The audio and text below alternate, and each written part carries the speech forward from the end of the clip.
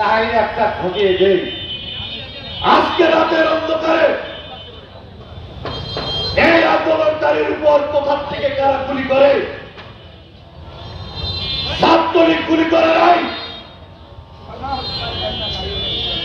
যারা এলাকার অস্থিতিশীল পরিবেশ করে, ইউনিভার্সিটির ডিসির উপর আক্রমণ করে, শিক্ষকের উপর আক্রমণ করে, তারা কোথা থেকে ছাত্র হয়? আমার পিতার পরে আমার শিক্ষক, আমার জন্মদাতা পিতার পরে যাকে আমি সম্মান করি, তিনি হল ইউনিভার্সিটির শিক্ষক।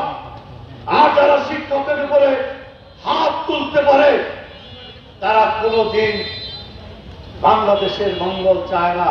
আর যারা মুক্তিযুদ্ধের চেতনার উপর ওই রাজাকার বলে নিজেদের স্বীকার করতে চায়, তাহলে আমাদের কাছে স্পষ্ট যে তারা কোথা থেকে কার নির্দেশে এই বাঙালির স্বাধীনতার চেতনাকে কোন দিকে তারা ধাবিত করতে চায়। নগদের কাছে সব গ্রাহকই প্রিয়, তাই তো সারা দেশে ক্যাশ আউট চার্জ সবচেয়ে কম।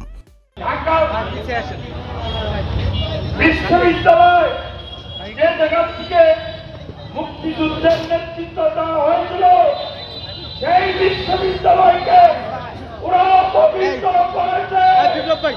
তারা বলে তুমি কে, আমি কে, রাজাকার রাজাকার। আন্দোলন নিয়ে যেটা শুরু হয়েছে অতীতে 2018 সালে সমস্ত কোঠা উঠিয়ে দিয়েছিল। শিক্ষকদের সম্মান করে আজকে এখানে যারা নেতৃত্ব দেয় তারা সকলে সাবেক ছাত্র নেতা।